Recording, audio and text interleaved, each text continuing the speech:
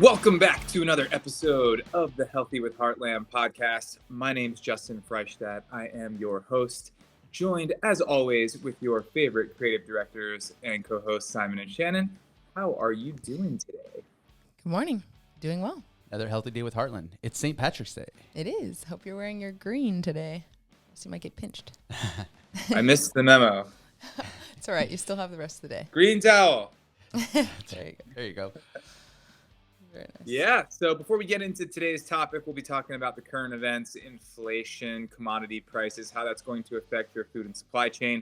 We are also going to talk about some farming stuff, some pork and seafood. But before we get into all that, let's send it over to Simon and Shannon for some announcements. All right. Welcome back, Heartland family. If you are ready to place your reorder this month, we have you covered because you can get a honey spiral glazed ham absolutely free with your reorder, which would be perfect to go along with any spring holiday. As we mentioned before, happy St. Patrick's Day. Today is St. Patrick's Day, so definitely happy celebration to those who are participating. If you have been getting your delivery, I'm sure you've seen our members of our expert delivery team. They work super hard. They do an amazing job delivering and stocking your freezers. So if you do get your delivery in March, please make sure to participate in driver appreciation.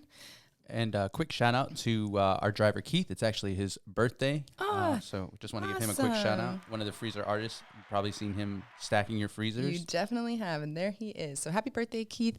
Like I mentioned, if you're getting your delivery this month, definitely make sure to post a photo, get them in the photo or tag them in the description, and also tag Heartland Connect so that you can be entered for a chance to win $500 at the end of the month. Which is super awesome. Okay. So with that, guys, let's get into the podcast. Yeah. Commodities. Let's start with that. Things are wild out in the markets right now. Even in the past week, we saw oil shot up to $120 a barrel, back into the 90s, and then back over 100 this morning. So that's across the board. If you look at wheat, corn, soybeans, everything related to cultivation, the base products of almost all the food in this country, whether it's something that's made, processed, and eaten from these commodities, or it's feed for animals that become food that we eat. It's just crazy across the board. We're looking at over 100% increases across the board. Oh. And I think the biggest thing that we need to realize is that commodities trade in the futures. It forecasts the future price of what things are going to cost. So if you're upset about the cost of gas right now, upset about the cost of your food, it's just getting started. So it's something you should really pay attention to. We're probably looking at big increases on food costs as this kicks its way down the supply chain over the next few months. The cost to cultivate food, gas plays into that. That raises the cost to transport the food, and it's this compounding layer of inflation. So Goldman Sachs just came out today basically saying we are going to see stagflation. So it's kind of worst case scenario. And we're just giving it to you straight. It's not a doom and gloom thing, unless it is, because it is. So that's kind of where it stands now. We are doing still, even though we've talked about getting rid of it because of the inflation, if you do sign up for a Heartland Foods program, you will get a 3-year price lock on the cost of food today. Absolutely.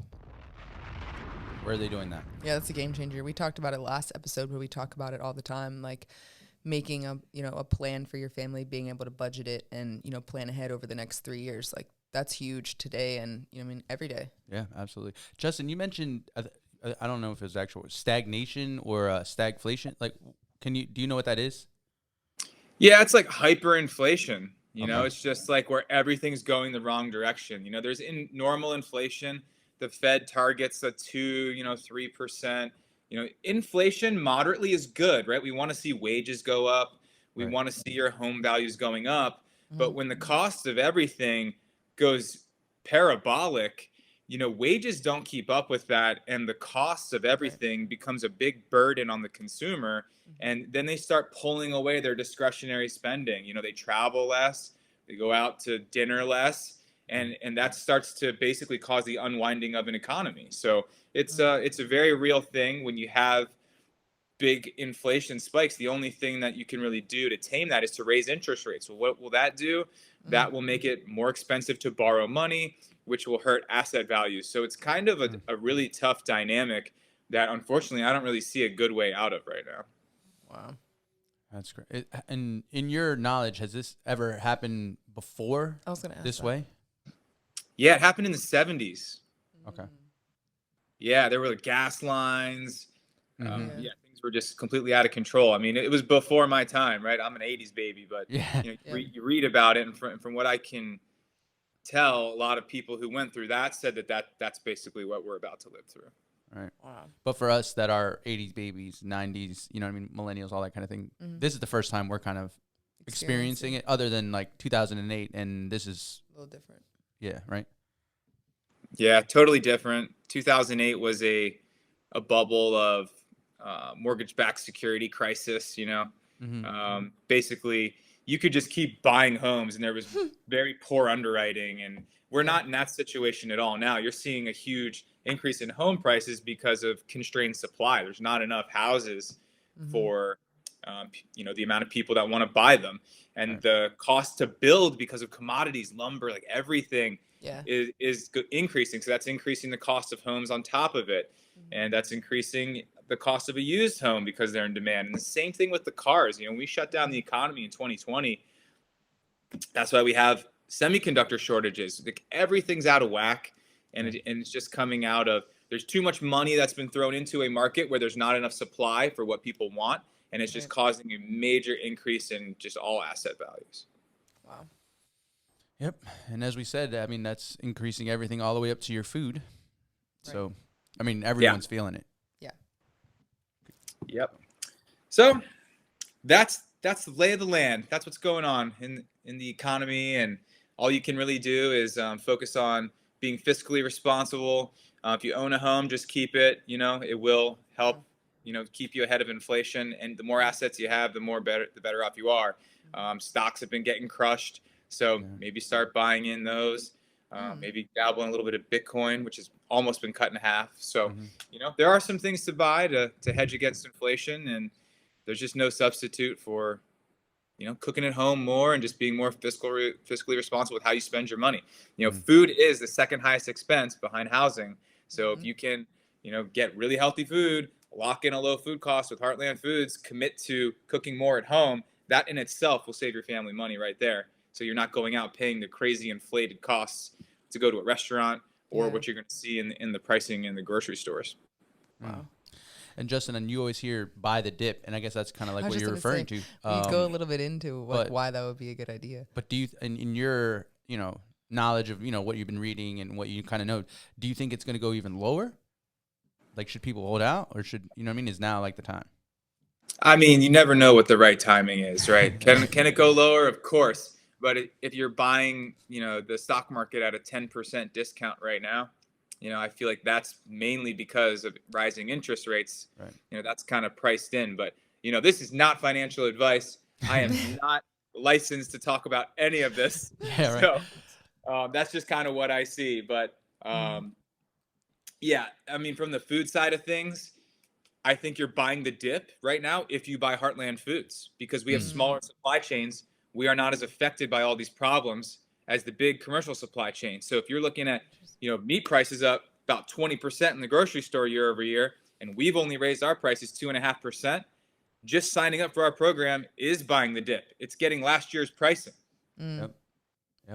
Yeah, see, that's huge. And if someone's listening to this, Justin, because we talk about it all the time, and they're like, how are we buying the dip? How are they able to do this? Like, what company? How can they lock us in for 3 years? Yada, yada, yada. Can you explain to them again how we're able to provide this value to the families that are with Heartland? Yeah, well, there's a lot of moving pieces. So when you sign up for Heartland, there's a membership cost at the beginning. And when inflation happens, when things go up, the membership cost goes up. And that helps us subsidize lower food costs for everybody who's already purchased into our membership. It's not like you go to the store and you buy it once. When you sign up with Heartland Foods, you are becoming a member of the Heartland family. And we do everything we can to protect the people that have already made that investment. So smaller supply chains, like the chicken comes from Pennsylvania on a truck to Frederick, right? Chicken in the grocery store went all around the world in a global supply chain before it got to you. So what is the cost to move through all those segments of a supply chain where we cut out all the middlemen and the overhead? We don't have the football field size grocery stores to maintain, all the overhead, just the electricity of a big warehouse grocery store. I mean, think about that. All the employees, the cashiers, we cut out all of that. We service thousands and thousands of families with, what do we have, 30 employees, something like that? It's like less than, just about. 30. Yeah. And then we see you once every 6 months on the truck. So we set up the account so you can pay for it monthly, but we reduce all that overhead of shipping to you weekly, like all the box companies. Right. I mean, just the gas alone to transport, we do it once every 6 months. So it's 26 times less the cost. Yeah, and the waste too. You're talking about, like shipping boxes and stuff every week. Like they're having to recycle all that stuff. It's a pain. Yeah, because if you are eating those, that kind of box lifestyle, it's going to come, like you said, once a week, and then you're going to have the plastic all that's in, and then you're going to have the boxes, the and then you're going to have styrofoam. Maybe you got cold ice packs or whatever. I don't know. Yeah. I'm not knocking. And then the price of all those things are going up. Yep. You know what I mean? Because of what we're in right now. So the gas, like you said, getting those things delivered. Absolutely. Yep. Shipping's expensive. Yep. Water's free. Yeah, shipping and handling is very expensive. Mm-hmm. I guess it's not free, but man, the pollen getting a little sniffly. Apologize. I've been seeing the people posting on Facebook about being affected by the pollen. And it's only mid-March? Yeah. Is that typically when it comes out? Okay. Every year. This is allergy pain season. Is it like ragweed? Is it grass? Or is it like pollen from flowers? I guess I'm ignorant to it. I don't know. Right now it's tree pollen. Tree pollen. Cedar, juniper. Okay. Yeah, I know too much about this stuff. Oh, geez. I was going to say I know nothing. So that's just look at the allergy reports, and it's like nasal spray, daily pill, essential oils, like everything. And I still, like, my eyes are a little scratchy right now. And you got your air purification going on too? Yeah. But see, the good thing is before I did air purifiers, I mean, I would get sinus infections several a year. Like right now, I'd be like literally on antibiotics for a sinus infection. I haven't had one since we did the air purifier. So it's like, it makes a big difference. But like when you're allergic to something, you're allergic to something. Right. Yeah. You're going to react to it either way. Yeah. All you can do is try to make yourself a little more comfortable. Right? Mm-hmm. But it doesn't last like the entire season, right? Eventually you kind of like, you get over it. I guess. I don't know. It kind of like moves from one allergy to the next. Like you said, Yeah. first it's tree pollen, then it's ragweed, then it's whatever, you know. And then in the winter it's dust mites, and there's an allergy for every season. We need the April showers to come and get rid of all the pollen. Wash all it away. Yeah, I think I definitely got a little bit of a different type of allergy exposure down in Florida. I was out on a yacht all day on Monday. No big deal. And yeah, I definitely could feel it in my eyes in the wind on the boat, like straight allergens to the face. Oh yeah. Oh, well, by the way, I mean, you mentioned the yacht. Congratulations on your 75 hard. Yeah. Thank you. Yeah, totally. it's over. Finished it. I posted about my sleep score yesterday. So I was steadily in the 80s, like sleeping great. 1 day off of 75 hard, a little bit of celebration, had a few drinks. Sleep score went down to 64. Oh. Wow. Yeah. Interesting. So, yeah, it's just amazing how when you start tracking things with data, you can see how the different life choices affect you. And, if you're a casual drinker, which I used to be, nothing crazy, but like every day, get home, the day's done, let's have a glass of wine with dinner. That little decision could knock your sleep score by 20 points and completely crush your recovery. So, wow. And if you think about it, that's a snowball effect.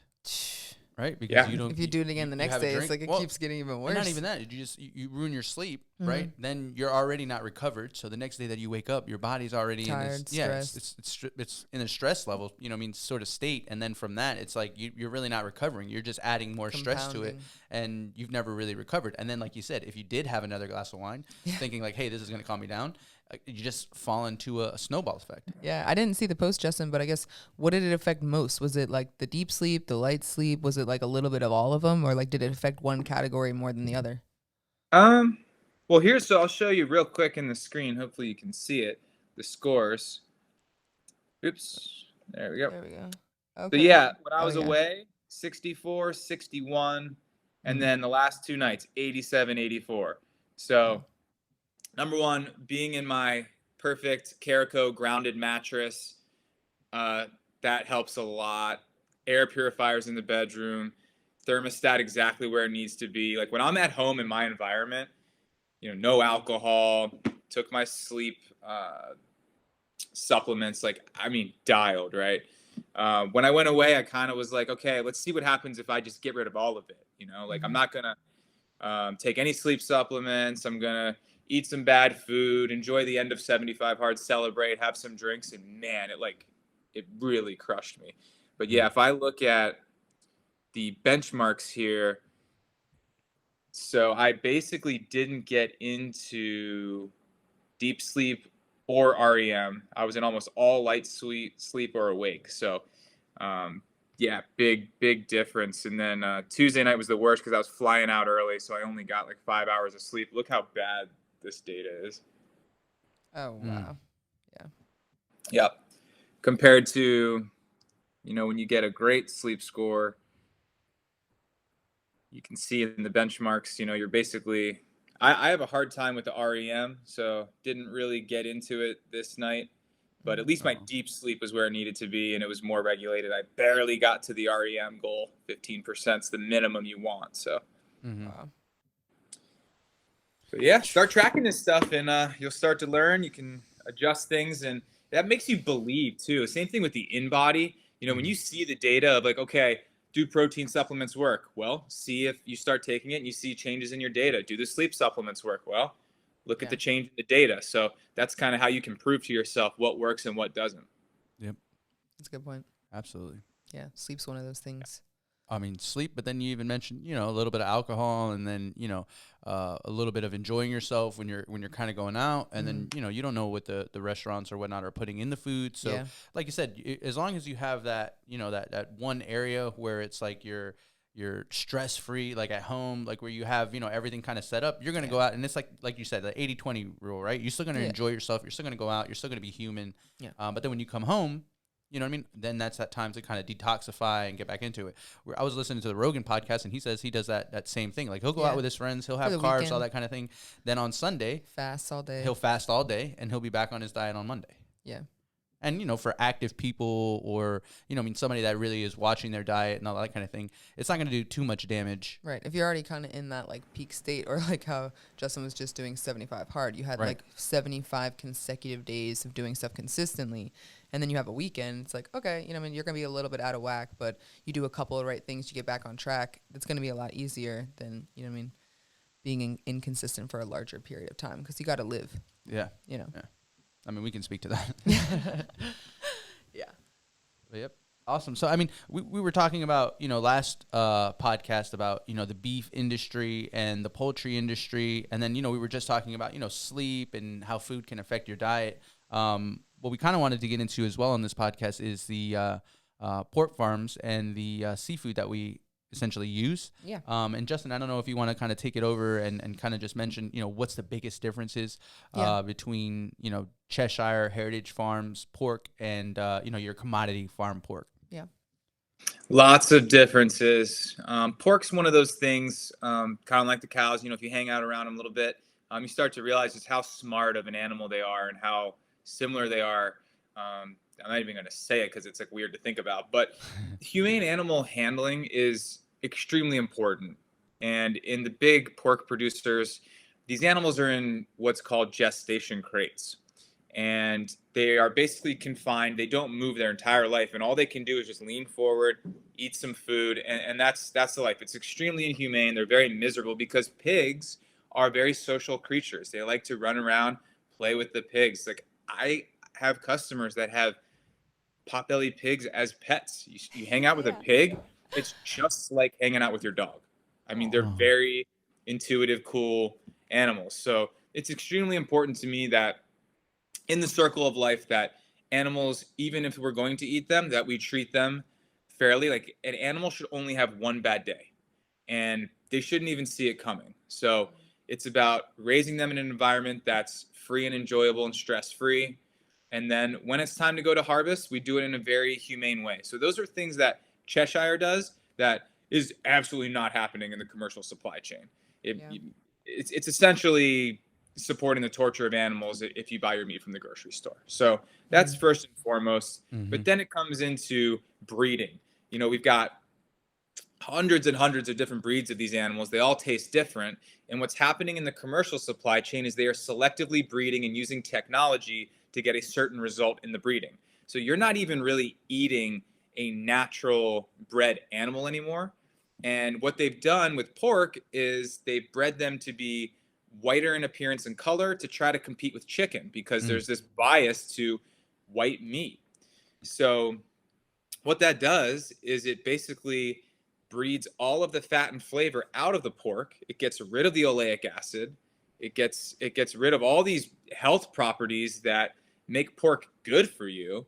So the Cheshire heritage breed, the Chester White, it's much darker in color, has a ton more flavor, has a higher pH balance, so it doesn't dry out on you when you cook it. I mean, that's the number one complaint of pork, is that it dries out when you cook it. So there's all these little things that are happening to make sure that we're not only bringing you something that tastes great, but it's humanely treated, and it's just the best pork you can get.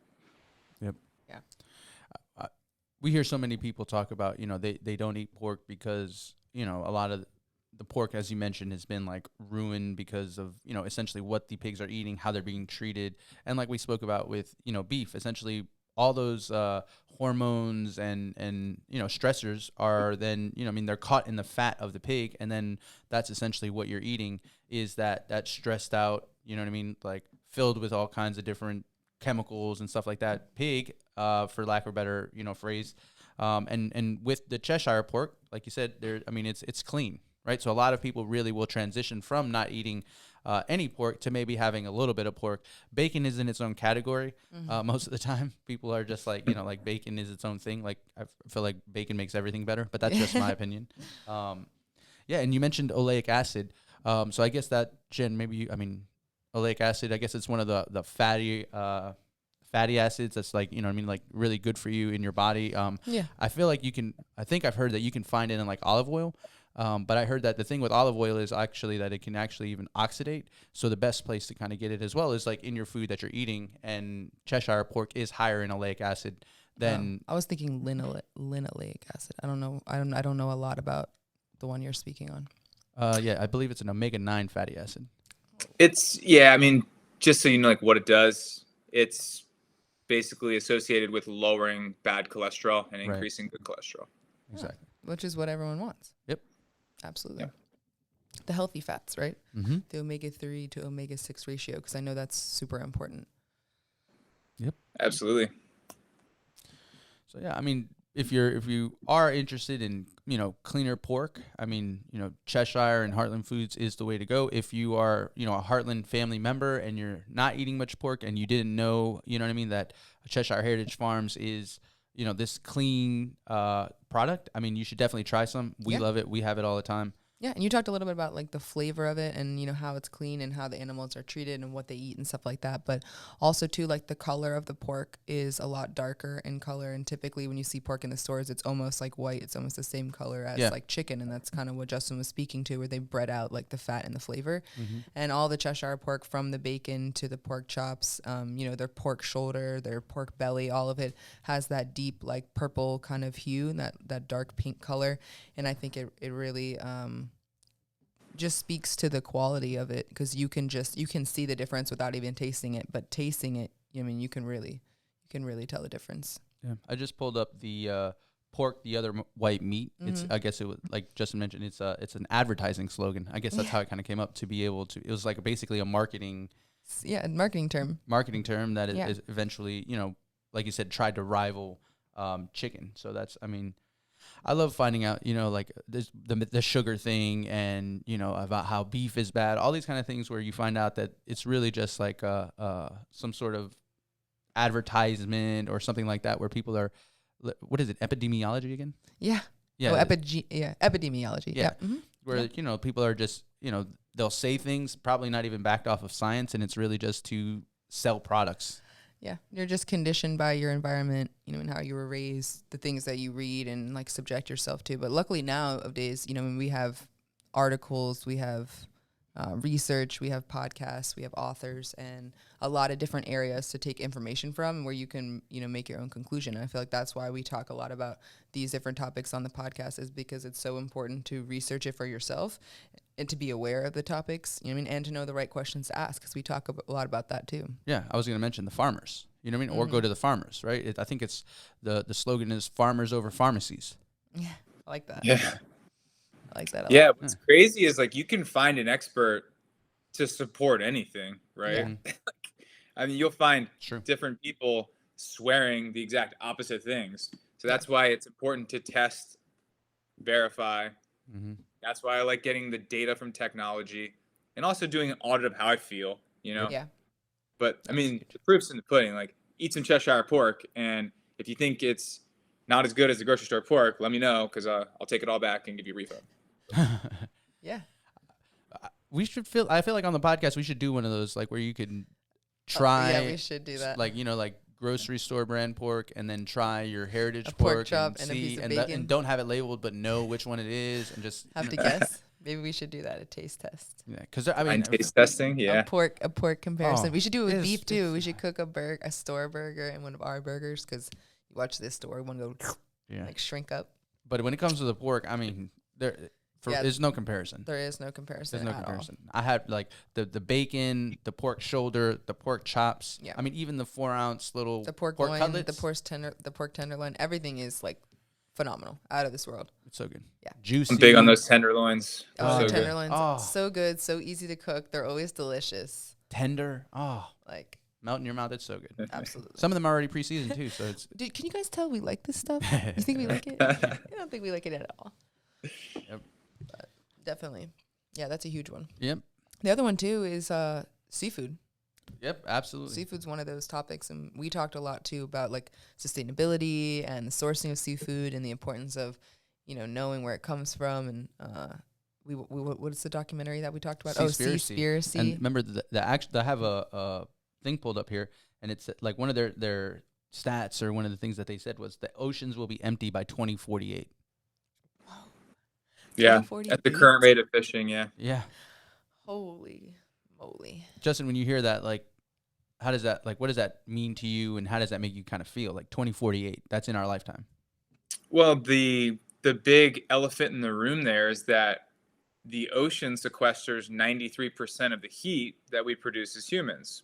So now you might say, okay, well, what does that have anything to do with the fish? Well, all the plant life in the ocean is way more plant life than we have on land. That's why there's so much CO2 being sucked in that's being eaten by plants in the ocean. So what's going to happen is, if we don't have a ton of fish swimming around pooping everywhere that fertilize the entire ocean, what's going to happen to all the plant life in the ocean? Oh my goodness. It dies, right? So yeah, to me, all this stuff we do on land, electric cars, all these, it's somewhat misguided, because if we don't fix the ocean problem, I feel like that's, writing's on the wall there. That'll ruin everything on land. So that's why we support a lot of ocean-raised farming. So that way we are not taking from local ecosystems. To me, it's become more of an ethical thing. This whole push towards sustainability isn't going to cut it, because if we sustain the way we're going, we're out of fish by 2048. So we need to, again, just like on land, we talk about regenerative agriculture. We need to regenerate the ocean. And the good news is that fish repopulate incredibly quickly. All we have to do is leave them alone.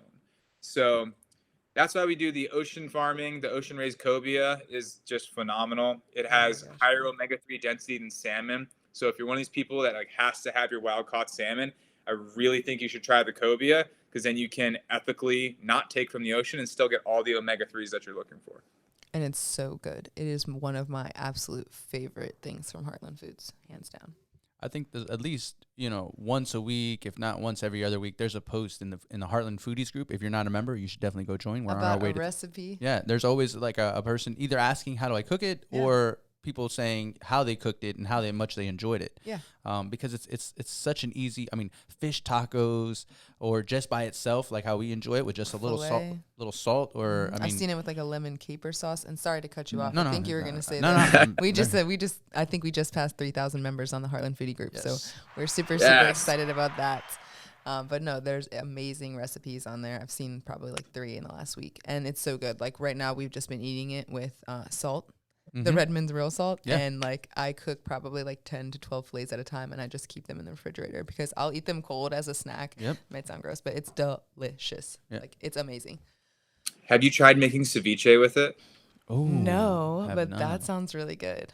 It's a great Yeah, idea. because the cobia is a sashimi grade fish, so you can eat it raw if you would like, or just cook it in acid, make ceviche, and that way you can pull it out cold as a snack, and it tastes great. Oh my gosh. That sounds like a with summer. like avocado. I put some like mango in there, a little bit of peppers and stuff. I'm Yeah. definitely That's probably gonna be my go-to. going to do that, and I'll post it in the foodie group. That's awesome. Oh man, that's all. Yeah, Justin, have you tried it? Yeah. Done the ceviche? Yeah. Yeah. Well, I'm not the ceviche master. My wife makes the ceviche. She makes it with shrimp. She'll make it with, all kinds of different stuff. But yeah. Oh, wow. Shrimp would be good too. Yeah, you Oh, could do a ceviche mix. and You could shrimp, do yeah. you could do some cobia and shrimp. You could even do some scallop in there. I don't know. You could go crazy if you want. Yeah. Use the seafood stew pack that we have. Yeah. Oh, yeah. There you go. Oh, that's getting me excited. I'm ready. Like, spring. Fast forward. Let's go to summer. So while it's on my mind, I got to get this out. Over 90% of the seafood sold in America is counterfeit seafood. Did you know that? That's so messed up. I did not know that. Yeah, because it's all imported and no one's regulating it. So it's like scallops coming in, but they're really just like punched out shark tails. Oh, You've yeah. I've heard that. all kinds of chum salmon being sold as sockeye or other types of higher quality salmon. So yeah, it's like, it's very, very difficult. Like if you're buying it in the stores, like there's no audit trail on that. And no one's regulating the ocean. It's international waters. So Right. yeah, it's definitely where you need to be the most careful about where you source from. Yeah. Because there's no way to know, right? Mhm. I've heard too that other like fillets of whitefish, like they'll just sell tilapia and say that it's some other kind of fish, or like catfish, and they'll say it's some kind of other fish. Because there's no way to know. Oh, there's no regulating. Wow. Yeah, counterfeit. That's the term for it. They call it counterfeit seafood. Basically, it's just not what they say it is. But how would you know? Yeah. That's scary. Yep. Yeah, and then I guess maybe Justin, if you want to talk too, like the part that like freaked me out when we first started talking about all this is that like even the seafood that they sell fresh in the stores, it's not fresh, right? Like all seafood has been frozen, and then like even more importantly, the conventional like raised seafood is most of the time sent overseas or to another country and then perhaps sent back. Is that how it works? Yeah, well, it depends. So, I mean, the wild stuff, it's really the deterioration of seafood quality is in the freezing, thawing. If you're doing mass fishing and you're catching all these fish and you're freezing them whole, and then you're sending them to a processor, probably in another cheap labor country, and you fillet it, debone it, repack it, refreeze it, ship it back to the U.S. or wherever you're going to sell the product to, and then maybe that producer that's selling it wants to present it as fresh, so then they're thawing it out, and then so by the time you get it, it's probably been frozen and thawed several times, and that's what really deteriorates the quality of seafood. Wow. And then imagine eating that sashimi. Yeah. Yeah. That's not right. Yeah, Any it's problem. just difficult to trust. That's why I'm glad that I have access to cobia and sockeye salmon, coho salmon, all the stuff that Heartland Maryland blue provides. crab. Maryland blue crab. They don't get that scallops, everywhere. And A lot of the people wild are- caught shrimp, that's hard to find too. Most of the shrimp that you find in the stores is farmed. Mm-hmm. Majority of it. Yeah. And it's, farmed is not always bad. It's who's doing it, True. how are they doing it, Exactly. but a lot of this salmon and shrimp and stuff, it's being farm raised on land in ponds or tanks. I mean, they're living in each other's waste. It's very toxic. That's what makes it bad. Farm raised salmon, you'll notice, is very orange, right? Yeah. And wild caught salmon is very red and darker in color. Yeah. That's because salmon naturally eat krill. That's what gives them that red hue. So Right. if you farm raise a salmon and they don't have the krill, they would be completely gray, no color at all. Ooh. It It's just doesn't wild. even sound appetizing. Sounds Yeah, real appetizing. That's why they use feed additives, right? Yeah. So orange dyes to get that bright orange color you see in farm raised salmon. The ethical way to farm raised salmon, if you're going to give them color additive, you just give them beta carotene, a natural orange coloring. So, Mm-hmm. you know, there's really terrible ways and ethical ways to do things. And good luck seeing that on the package, you know. Right. Yep. Yeah. And too, when we talked about Seaspiracy a little bit, I know they were talking about, and it's like a really slippery slope, like claims of being like line caught and claims of like, you know, the way that they're catching the fish, and then finding out that like, and it's on a lot of canned like salmon and canned fish and stuff, but that like they weren't really actually, like they were saying they were catching one fish at a time and using a line, and they weren't like doing so at all. They were doing like more nets or something like that. Yeah, and they had like, you know, these labels saying that they were following those protocols. Yeah, it's kind of sad, you know, if you're gonna trawl fish or whatever and just take up everything, and then, you know, you're just taking what you're looking for, and then the rest of it's just waste. I mean, it's pretty awful. So there's ethical reasons around that, but again, this goes into that counterfeit percentage. They can kind of put whatever they want on the label. Exactly. I think especially like I feel like that's working here. That's the one thing we've looked into is like, okay, you can be a consumer and look at the label, and it's been shown in terms of statistics that 70% of people will buy organic because of the label. Right. But then as you look into all of these labels, and most, like if you do the research on the back end, it's really eye opening to find out that a lot of this stuff is really just marketing. And ingredients wise, like just recently, I mean, we don't go to the store very often, but like if you look at the organic and like you look at the one that's not organic, but you read the ingredients, most of the time it's the same ingredients. Right. One's just organic, but it still has the sugar, it still has the additives, it still has citric acid, it still has, you know, all the stuff that's added to it.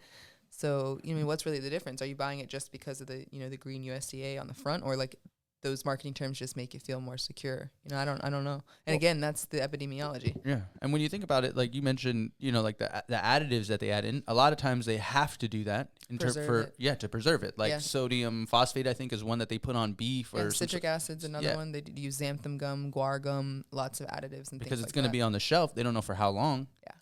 The phosphates are really heavy in the seafood. That's what gives you like the spongy texture of scallops or shrimp. Mm-hmm. And it's exactly what you said. First of all, it's an addition of water weight, right? They're weighing all this stuff. That's what you got to remember is like, think about how they make money, and then you'll pretty much figure out why they add things. Right. Exactly. Yeah. To the chicken, but the they'll wings, tell you packaged. it's for the consumer. Like we're looking out for everyone's health. Right. You know what I mean? We want to make sure no one gets sick from the food. And then it's like, okay, but we sell it price per pound, and we inject it with solution that makes it heavier, and then it's crusted in water. But it's for you. It's for you, so that when you cook it, that water can come out and help you. It's for you. Purposeful. And you paid for that. You paid for that water. Yeah, exactly. In the price per pound, you did. Even though they don't advertise that. I digress. That's the game. Yep. Sure is. And it's interesting, too, because we talk about there's literally no other place that you do price per pound except for the grocery store. Yeah. Yep. Yeah. And that's imagine you like walk in to get some nails at Home Depot, and they're like, right. The nails are $4.99 a pound. Yeah. Scoop them into your little bucket. I think I'm gonna get the screws today. They're on sale for $3.99. Yeah. Right. Yeah. Two totally different things. Yep. Yeah. And I mean, it's right there. Like you can pay for all of those things. You can even go and do the research. Like we're sitting here and we're telling people, but go and do the research yourself. We're not advising. Or next time you're at the store, I mean, like check the label, look at the packaging, read how Justin says, like where is it certified? You know, organic. Like what country? You know what I mean? Like there's so many things that are just like so small that you could start by just looking at those things, or just read the ingredients. If it's got more than 10 ingredients, or you can't pronounce how one is spelled, or how it's, you know what I mean? You can't pronounce how it's spelled. If you can't pronounce the word, don't get it. Yeah. You know what I mean? Those are just tips. About to spoil, so let's we better put this one on sale. Yeah. We better marinate it and make it last a little longer. Yep. And then I also, Justin, I know you've mentioned before too. They'll even put stuff like carbon dioxide in the packaging or something like that too. Dye for the meat too. Oh yeah. Yeah, you name it. But it's all preservative, right? Like that's why the vacuum sealing is so important, because if you're not going to vacuum seal it, you get that like cellophane on there. You know, the bacteria off gases too, and that'll make it like the packaging really puffy, you know? Mm. So any presence of oxygen is how aerobic bacteria form. So even at a very low temperature, a safe temperature, the bacteria is still growing. It's just at a slower pace.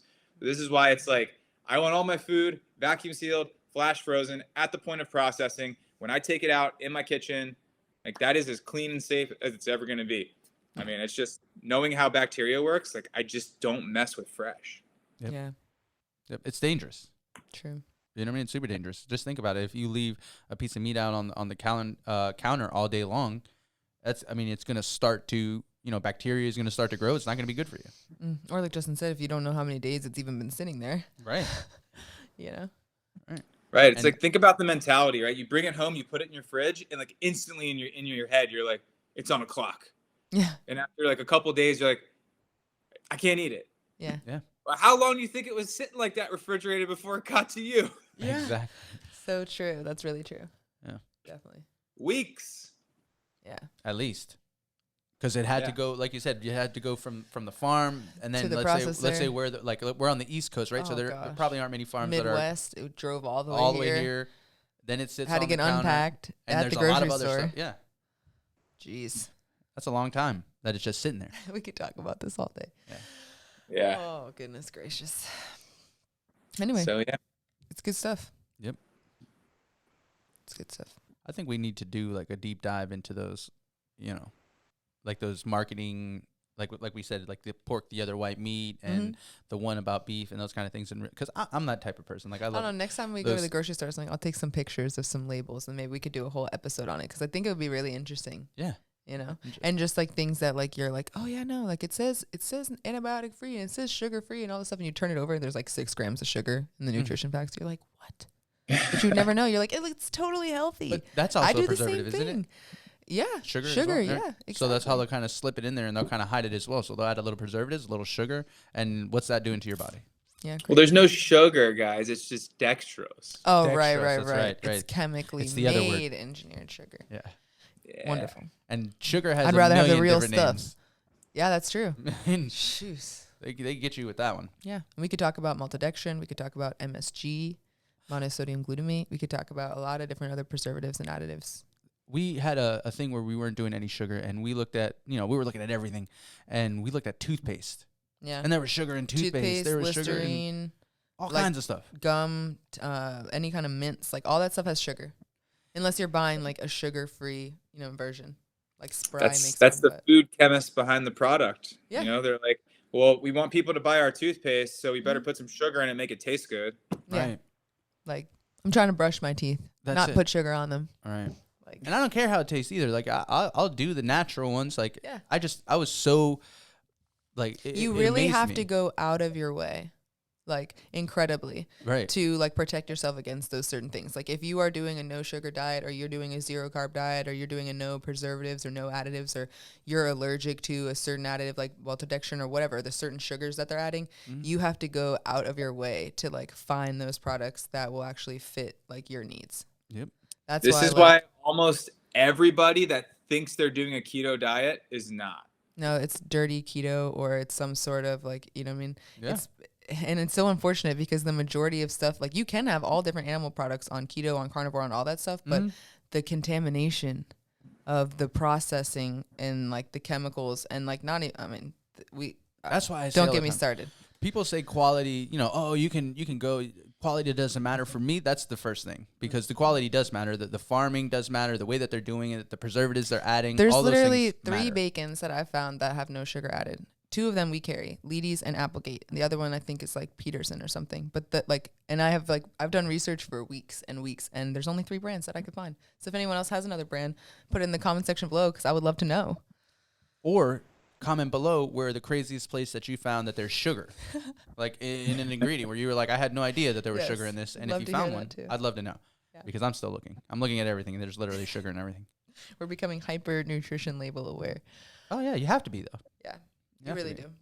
Because now they'll slide in, the corn oils and canola and all these kind of seed oils and those kind of things. So they'll slide them right in there. Yeah, and I mean, getting back to like, kind of the basics, and I guess the point is that we don't have to worry about that because the majority of our food we're cooking at home, and we're getting our meats. We eat a mostly animal-based diet, but we're getting our meats from Heartland Foods. They're flash frozen. They're individually packaged. They're all vacuum sealed. I know exactly what I'm getting, and I know the farm that I'm getting it from. And if I want to check, I can put literally the audit trail number in the USDA website, and I can find, you know what I mean, that Soil to information. shelf.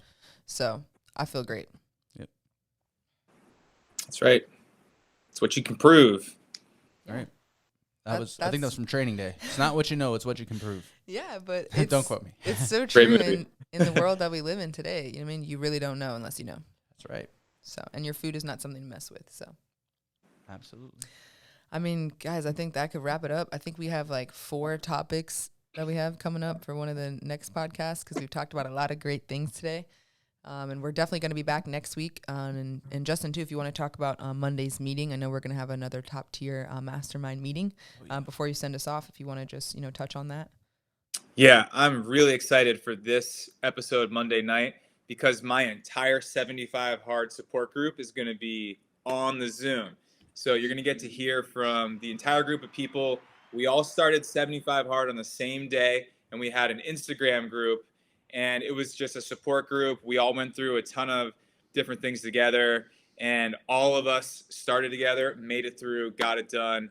And, it's like that camaraderie thing. When you're doing something for yourself, it's one thing, but when you're doing it in a group of people and you don't want to let anybody down, it's that team mentality. So it'll be great to hear everybody's takeaways, what they learned from 75 Hard. We're going to go over what the challenge is, hacks to get through it, and the mental aspect of just going down that road. So if you're interested in doing 75 Hard, if you've done it, if you're doing it right now, please show up to the Monday night 8 p.m. Zoom. We would love to hear from you. And of course, if you want to just hang out, camera off, and just watch the meeting, it's completely free to attend, and you'll definitely learn some good stuff. So Top Tier Mastermind is the group on Facebook. If you have any questions about any of this, or if you can't find the group, it is a private group. Just send me a direct message and I'll invite you to the group. And we'll see you on Monday night at 8 p.m. So excited for that. Awesome. Yeah. And I'm going to make sure that we put the link. Again, it's free for everyone. So I'll put the link in the description of the podcast today. So if you want to sign up for it, we'll go ahead and get you that link sent out via email. So Wonderful. Awesome. Well, we'll be back next week. And with that, Justin, you can go ahead and send us off. All right. As always, stay healthy with Heartland.